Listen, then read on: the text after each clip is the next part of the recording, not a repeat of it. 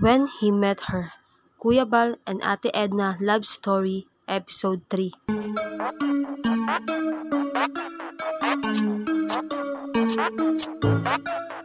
Suki Deso. Sa episode na ito ay sinubok si Kuya Bal. Dahil nga, sinama siya ng pinsan niya sa daet at doon na nga tumira.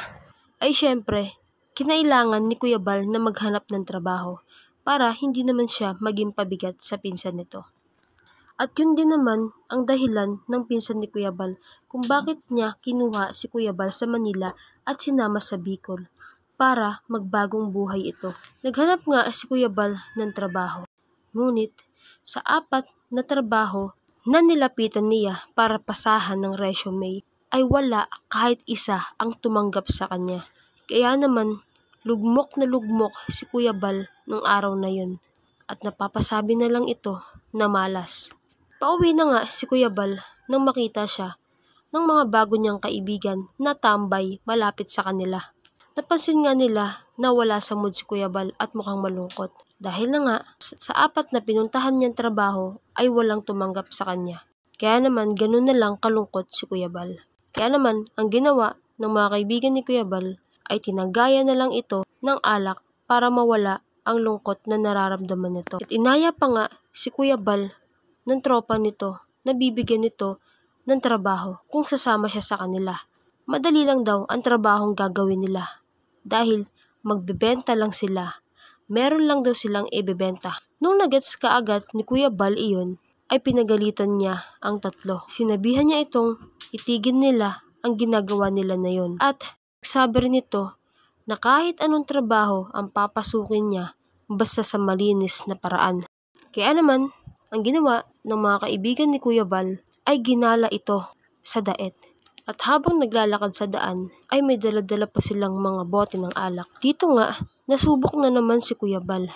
Dahil habang tumatambay sila sa gilid ng kalsada, ay may lumapit sa kanilang pulube na nanghihingi ng konting pera pambili ng pagkain. At agad namang iyon na pinapaalis ng kaibigan ni Kuya Bal. Ngunit, inawat iyon ni Kuya Bal at ang lalaki nang hihingi sa kanila ng pera ay binigyan nito. Bilib naman ang isang kaibigan ni Kuya Bal sa kanya. Dahil kahit wala nang pera si Kuya Bal, ay nagagawa niya pa rin magbigay ng pera sa ibang tao. Likas na talaga kay Kuya Bal ang pagtulong sa kapwa. At ayun na nga, naabutan si Kuya Bal ng pinsan nito na tulog pa sa sobrang kalasingan. Ginigising nga ito ng pinsan ni Kuya Bal, ngunit hirap siyang gisingin. At nang magising nga si Kuya Bal, ay doon niya napagtanto na nalunod ito sa alak at grabe ang kalasingan na nangyari sa kanya dahil ang daming bote ng alak sa gilid ng kama nito.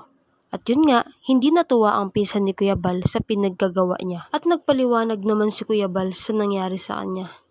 Na sa 4 nga na pinuntahan niya ay walang tumanggap sa kanya kahit isa. Kaya naman, naintindihan iyon ng pinsan ni Kuya Bal. At pagkatapos nun, ay inaya na naman ng pinsan ni Kuya Bal ito na pumunta sa bahay ng kaibigan nito dahil magkakaroon sila ng gathering sa bahay mismo ni Ate Edna na nung una ay hindi alam ni Kuya Bal. Kaya naman, tinanggihan muna niya ito dahil babawi nga muna ito sa nangyari sa kanya kahapon. Kaya naman, maghahanap ulit siya ng trabaho nung araw na iyon.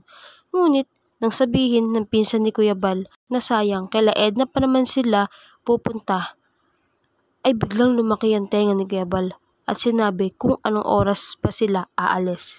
Marinig pa nga lang ni Kuya Bal ang pangalan na Edna, ay grabe, parang kinikilig na ito. Kaya naman, abangan natin ang episode 4 guys. Alam ko na upload na ito ni Kuya Rab. Masyado lang po talaga ako naging busy, kaya late na po nakaka-upload. Pero kahit na ganun, ay nanonood pa rin kayo. Kaya maraming salamat pa rin po talaga.